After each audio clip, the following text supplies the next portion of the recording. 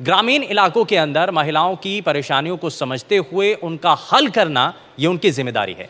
अब टेक्नोलॉजी उनके इस काम के अंदर कितना मदद कर रही है, महिलाओं को कितना ज़्यादा मजबूत कर रही है, इन सभी चीज़ों को जरा समझने की कोशिश करते हैं। लेकिन शुरुआत मैं निशान जैन जी आपसे ही कर रहा हूँ।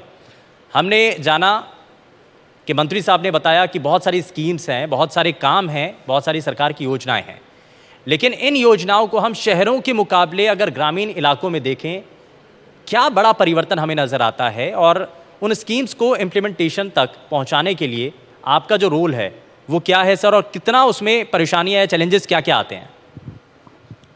धन्यवाद शुभेंदु जी। आप जैसे कि पहले सेशन की बात कर रहे थे कि सरकार ने क्या पॉलिसीज़ बनाई हैं, क्या एक्ट बनाए हैं, रूल्स बनाए हैं, उनका जो इम्प्लीमेंटेशन होता है वो डिस्ट्रिक्ट उसकी एक यूनिट होती है, और डिस्ट्रिक्ट कलेक्टर का जो इंस्टीट्यूशन होता है उसके थ्रू वो पूरा एक धुरी पे होता है और उसके थ्रू वो पूरे ज़िले में अलग अलग डिपार्टमेंट्स के थ्रू इम्प्लीमेंट होता है। जैसे हमारे बीच इस सेशन में आशा बहन है तो वो हेल्थ डिपार्टमेंट से हैं, स्टूडेंट हैं तो वो कॉलेज एजुकेशन में पढ़ रही हैं। इस तरह से और भी DOIT जो है, बेसिकली जो DOIT है वो सभी डिपार्टमेंट्स के अंदर उसकी पहुंच है। और जितनी भी मैं आपको ये बताना चाहूँगा कि राजस्थान में जितनी भी स्कीम्स हैं उन सभी का इम्प्लीमेंटेशन थ्रू E-गवर्नेंस हो रहा है। कोई भी स्कीम, कोई भी बेनिफिट जो है वो अभी ऑफलाइन नहीं है। सभी चीज़ें इंक्लूडिंग हम जब कास्ट सर्टिफिकेट बनवाते हैं, इनकम सर्टिफिकेट बनवाते हैं तहसील में जाके, या थाने में FIR कराते हैं, या फिर हम अस्पताल में जाते हैं, जहाँ भी हम लोगों का आना जाना होता है, जो भी उनको काम पड़ता है सरकार से, उसका इंटरफेस जो है वो थ्रू E-गवर्नेंस हो गया है। सर ये बहुत बड़ी बात कह रहे हैं आप। मैं ये देखता हूँ कि दिल्ली जैसे शहरों में भी ये बड़ा इम्पॉसिबल सा नज़र आता है, क्योंकि आपको जाकर के लाइनों में लगना पड़ता है। आपको मोबाइल बिना है अमीना? हाँ सर।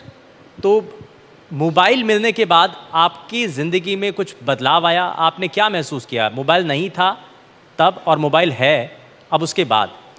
मोबाइल नहीं था तब मुझे ऑनलाइन स्टडी में दिक्कत होती थी और अप डाउन करने में भी उसकी वजह से क्लासेस छूट जाती थी, और मोबाइल आने से वो आसान हो गया है, ऑनलाइन स्टडी हो जाती है। तो आप ये देख रहे हैं कि ये होता है बदलाव, और हमने आपको ये वादा भी किया था कि हम ये जानेंगे भी कि सरकार जो काम कर रही है क्या वो लोगों तक पहुंच रहा है। तो यही है वो रिज़ल्ट, क्योंकि किसी भी स्कीम को सार्थक बनाना ये कोई भी सरकार का एक मकसद होता है। अच्छा, इसमें एक चीज़ और बताइए कि कैसे आपको ये मोबाइल मिला? आपने अप्लाई किया था, क्या किया था आपने, कैसे आपको ये मोबाइल फ़ोन मिला? जन आधार के जरिए मिला था। कॉलेज स्टूडेंट को मिलता है, और जो ग्रामीण में मनरेगा में 100 दिन पूरे किए होते हैं उनको मिलता है, और विधवा महिलाओं को मिलता है। ये तो आपको सब कुछ पता है, ये कैसे पता चला? मोबाइल के ज़रिए। ये होती है ताकत। देखिए, मोबाइल होने से आपको सरकार की जो स्कीम्स हैं उसका भी पता चलता है। अच्छा, हमारे साथ भावना गहलोत भी हैं। अक्सर जो ग्रामीण इलाके हैं, जैसा कि मैं निशान जी से भी जान रहा था कि ग्रामीण इलाकों में कहीं ऐसा तो नहीं कि ज़्यादा चैलेंजेस फेस करने पड़ते हों, तो उसका ये जीता जागता उदाहरण, क्योंकि वो लोगों से लगातार संपर्क में रहती हैं। ग्रामीण इलाकों में महिलाओं को सरकार की जो स्कीम्स हैं उन तक बात पहुँचाना। तो भावना जी, क्या काम होता है, कैसे आप करती हैं, और लोगों तक जब आप पहुंचती हैं तो सरकार की योजनाएं जो ऐप के जरिए आप काम करती हैं, जो निशान जी बता भी रहे हैं, तो उस ऐप के जरिए आपका काम कैसे रहता है? सर मैं एक आशा वर्कर हूँ, और सर मैं फील्ड में ना, जैसे कि हमारे पास एक PCTS ऐप आया है, उस ऐप के माध्यम से हम कार्य करते हैं। उस ऐप के माध्यम से जैसे कि हम किसी के घर पे जाते हैं, तो जैसे कि कोई ANC होती है गर्भवती महिला, उसका टीकाकरण छूट जाता है, तो इस ऐप के माध्यम से सर हम पता कर सकते हैं कि उसको ये टीका छूटा है, और उसी समय हम एक ड्यू लिस्ट तैयार कर लेते हैं। और सर इसमें जैसे कि हमें भी सर आसानी हुई है कि पहले हमें PSC के चक्कर काटने पड़ते थे, ANM से भी बोलना पड़ता था, अब हम खुद अपनी आप ऑनलाइन एंट्री कर सकते हैं। चलिए, बिना आपको मेहनत किए, मतलब मेहनत तो करनी है, लेकिन आपको सरकार पैसा भी देगी काम करने के लिए। आपका काम जो आप कर रहे हैं, जो सामान बनाएंगे उसको खरीदेगी भी, और साथ ही आपको एक प्लेटफॉर्म देगी जहां पर आपको सिखाएगी भी। और ये सब कुछ कब होगा, किस एज में कर सकते हैं? ये आप कभी भी कर सकते हैं, जितना जल्दी उतना अच्छा। इंग्लिश में कहावत है, catch them when they are young. तो अगर आप एक स्कूल के बच्चे हैं, जो 8वीं 9वीं 10वीं के विद्यार्थी भी हैं, तो सरकार में उनके लिए कई तरह की सुविधाएं, कई तरह के कॉम्पिटिशन्स उनके लिए ऑर्गेनाइज किए जाते हैं, जिनमें सरकार उनको मदद करती है, उनको प्रोत्साहन देती है, उनको प्लेटफॉर्म देती है, और उनको कैश प्राइज़ भी दे जाते हैं, जहाँ पे एक बहुत ही जल्दी एज में, बहुत ही जल्दी आयु में उन एंटरप्रेन्योरशिप या उद्यम के बारे में सोचा जा सके। कनिका जी, एक चीज़ बताइए कि जब हम बात कर रहे हैं कि नई नौकरियों की, तो हम जो छोटे छोटे स्टार्टअप शुरू कर रहे हैं, अब इसमें एज लिमिट तो रही नहीं। पहले हम ये सोचते थे कि भैया 22 साल के हो जाएंगे, 25 साल के हो जाएंगे, कुछ एक्सपीरियंस आ जाए तब हम करेंगे। लेकिन अब तो जो 5वीं, 6ठी, 7वीं, 8वीं आपकी कोई भी क्लास में आप हैं, वहाँ से भी आप बिजनेस कर सकते हैं। जी बिल्कुल, मैं आपके इस डिस्कशन को आगे इस प्रकार से लेके जाना चाहूँगी।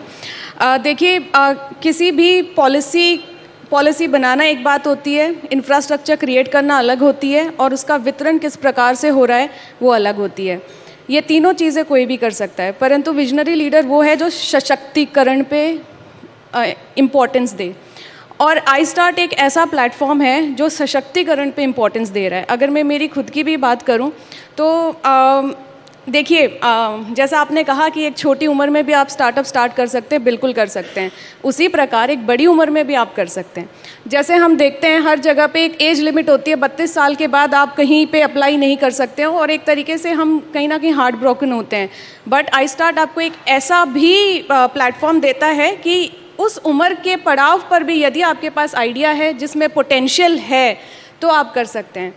मैं एक और चीज़ पे एम्फेसिस देना चाहूँगी। आई स्टार्ट एक ऐसी ये जो इंक्यूबेशन सेंटर्स हैं, ऐसा नहीं है कि सिर्फ राजस्थान गवर्नमेंट के पास हैं, पूरी इंडिया गवर्नमेंट हर स्टेट के पास है। इस स्टेट की पॉलिसी में कुछ खास है, और वो खास क्या है? क्यूरेशन का तरीका। यहाँ पे स्टेट ने काफ़ी हद तक वो प्रोसेस अपने हाथ में रखा है, जिससे द क्वालिटी ऑफ स्टार्टअप्स जो इंक्यूबेशन सेंटर में आ रहे हैं उनकी बहुत बेहतरीन है। और कहीं ना कहीं मैं इस एजुकेशन के मामले में प्रिविलेज रही हूँ, क्योंकि मैं डॉक्टर हूँ, तो मैं एक स्टैंडर्ड ऑफ एजुकेशन से आती हूँ। तो जब मैं राजस्थान में आई थी तो मेरी भी यही धारणा थी कि कहाँ जा रही हूँ, आगे क्या करेंगे क्या नहीं करेंगे। जब मैं पहली बार आई स्टार्ट के ऑफिस में पहुँची, बड़ी कठिनाई से जब मैंने वो बिल्डिंग देखी, आई वॉज अस्टॉनिश्ड। और ये केवल राजस्थान जोधपुर के आई स्टार्ट की बात नहीं है, जयपुर की भी है। टुडे मैं IIT एम्स के बैकग्राउंड से आती हूँ। उन्होंने मेरे लिए एक अच्छी प्लेटफॉर्म दी है, मुझे एक सोच दी, एक टेक्नोलॉजी रेडी कराई, परंतु उसे मार्केट में लाने का जो प्लेटफॉर्म है वो मेरे को आई स्टार्ट दे रहा है। एक और छोटा सा एग्जाम्पल मैं आपको देना चाहूँगी। यदि आप किसी गायक को देखें, वो जब तक अपने घर में गायक है और वो गाता है, पड़ोसियों के लिए केवल शोर मचाता है। अपना हुनर दिखाने के लिए उसे प्लेटफॉर्म चाहिए, and that's what I start is doing for me. Thank you. बिल्कुल, बड़ी अच्छी बात कही है आपने। हम बात कर रहे हैं तकनीक और विकास के मिक्सचर की। हम जब तकनीक और विकास की बात करते हैं तो हम देखते हैं कि राजस्थान उसमें तेज़ी के साथ आगे बढ़ रहा है। न सिर्फ शहर बल्कि ग्रामीण इलाकों में भी जो लोग हैं वो तकनीक का सहारा लेकर के अपना विकास कर रहे हैं।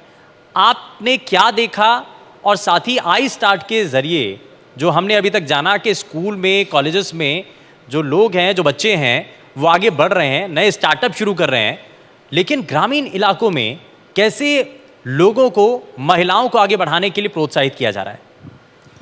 सबसे पहले तो सबको नमस्कार। मैं आपके सवाल को इस पंक्ति से शुरू करना चाहूँगी जिसमें भारत को जाना जाता है, भारत गांवों का देश है, और गांवों को जब तक हम किसी भी विकास योजना या परियोजना से नहीं जोड़ेंगे तो शायद हमारा सर्वांगीण विकास असंभव है। आई स्टार्ट राजस्थान ने अपने अप्रोच में, अपनी पॉलिसी और विज़न में इस चीज़ को बखूबी सम्मिलित किया है।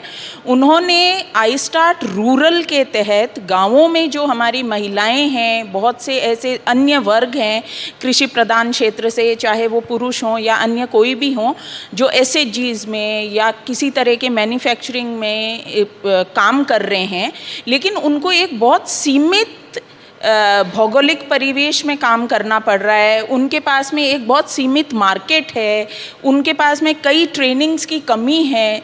उस सब गैप को पूरा करने के लिए आई स्टार्ट ने iStart rural programme launch किया है। इसमें हमारे SHGs की महिलाएं, हमारे क्लस्टर लेवल की महिलाएं जो छोटी छोटी यूनिट्स में गांवों में अपना काम कर रही है, वो बहुत अच्छे से जुड़ सकती हैं। उनको सभी तरह के इसमें बेनिफिट्स मिलते हैं, उनको इसमें गाइडेंस मिलेगी, मेंटोरशिप मिलेगी, इस कार्यक्रम के तहत उनको फंडिंग मिलेगी। इसके तहत सरकार ने कई सारे ऐसे प्रोग्राम्स, ऐसे इवेंट्स भी आयोजित करती है जिनमें इनको प्रोत्साहन मिलता है। और ये आई स्टार्ट बिल्कुल चाहता है कि ग्रामीण क्षेत्र किसी भी तरीके से वंचित ना रहे। इसी मंच पर हमारे साथ मौजूद हैं नरेंद्र बंजारा और शिव नारायण गौर। लेकिन मैं नरेंद्र बंजारा, मैं आपसे जानता हूँ आप क्या कर रहे हैं, और इस आई स्टार्ट के ज़रिए ग्रामीण इलाकों से आते हैं आप, लेकिन सबसे पहले बताइए कि आप करते क्या हैं? सर मैं एक गांव से आता हूँ, रोहित गांव का नाम है, और बहुत ही छोटे पिछड़े वर्ग गांव से आता हूँ। मैंने अपना जर्नी स्टार्ट किया था 2018 के अंदर। तब मैंने अपना एक यूट्यूब चैनल बनाया था और यूट्यूब पे मैं वीडियो बनाता था सर, ठीक है। और धीरे धीरे वीडियोस बनाता गया एंड कुछ टाइम बाद जब मुझे पता चला कि आई स्टार्ट जैसी कुछ चीज़ें चल रही है राजस्थान के अंदर, देन मैं एक इवेंट के अंदर गया। वहाँ पे रौनक सर मिले मुझे एंड उन्होंने बताया कि आई स्टार्ट एक ऐसा प्रोग्राम है, यहाँ पे आप करिए इनरोल। और जैसे ही मैंने रजिस्ट्रेशन किया और जल्दी मेरे को बुला दिया गया वहाँ पे, मुझे सीट अलॉट हो गई एंड अभी मेरे यूट्यूब पे 20 से ज़्यादा चैनल्स है जिस पे मिलियंस में सब्सक्राइबर्स हैं और मेरे को यूट्यूब तालियां बजाइए। देखिए, ग्रामीण इलाके से आने वाला बच्चा जो इससे पहले तक सिर्फ यूट्यूब पर अपने शौक के लिए वीडियोस डालते थे, लेकिन आई स्टार्ट के ज़रिए उनका ज़िंदगी का मिशन बदल गया। यानी कि जिसको सिर्फ अभी तक अपने शौक के लिए कर रहे थे, वो रोज़गार का माध्यम बन गया। क्यों? यस सर, पहले मैं कर रहा था बट कोई डायरेक्शन नहीं था कि करना क्या है। तो अच्छी मेंटोरशिप मिली, बताया अगर ऐसे ऐसे करना चाहिए, ये सब चीज़ें होती है। तो हमने यूट्यूब का पूरा बहुत सारे चैनल्स रिलीज़ करें एंड हमको यूट्यूब से 10 प्ले बटन्स मिले हैं, यानी 3 गोल्ड प्ले बटन्स, बहुत शानदार, बहुत शानदार प्ले बटन्स। और जब आई स्टार्ट का इनॉग्रेशन हुआ सर, तो मैं सीएम सर से भी मिला था।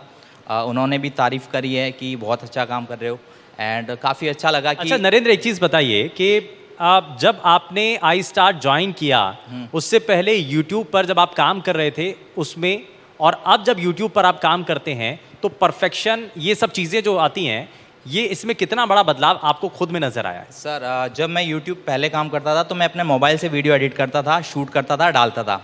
और अब जब मेरे को आई स्टार्ट के अंदर जगह मिली है तो मेरे आगे 5 लोग काम करते हैं जिनको रोज़गार भी मिला है, और वो मेरे लिए वीडियो एडिट करते हैं, सब कुछ करते हैं। और इतने अच्छे अच्छे उन्होंने सिस्टम प्रोवाइड कर रखे, 2 लाख रुपए के सिस्टम उन्होंने दे रखे हैं आई स्टार्ट ने।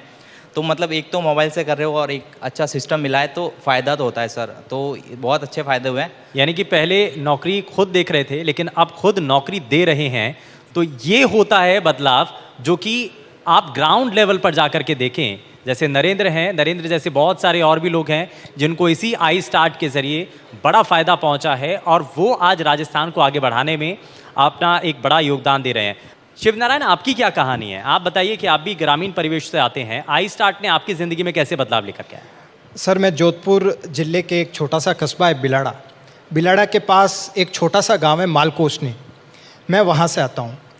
और जब ग्रामीण क्षेत्र का युवा सपना देखता है तो उसके सामने चैलेंजों की एक बहुत बड़ी फहरिस्त होती है, और वो फहरिस्त इतनी बड़ी होती है कि वो हिम्मत ही नहीं करता है कि वो इस तरह का स्टार्टअप कर सके। आई स्टार्ट एक तरीके से हमारे लिए वरदान है, जो ये हिम्मत देता है कि आप सपने देखिए, उन्हें सच हम करेंगे। और वो सपने जब एक युवा देखता है तो वो सच भी होते हैं, और जब एक गांव के युवा के सपने सच होते हैं तो उसके साथ गांव के दूसरे जो 100-50 दूसरे युवा हैं उनके भी सपने सच होते हैं। ऐसा ही सपना मैंने देखा था। मैं एक स्पोर्ट्स टेक्नोलॉजी पे काम कर रहा हूँ, जिसमें हमें सबको पता है कि ओलंपिक में जो 127 खिलाड़ियों का दल गया था, उसमें से 102 खिलाड़ी गांवों से थे। लेकिन गांवों में न तो स्पोर्ट्स के इतने अच्छे इंतजाम हो पाते हैं और ना वहाँ पर कोच होते हैं जो उनको ट्रेनिंग दे सके।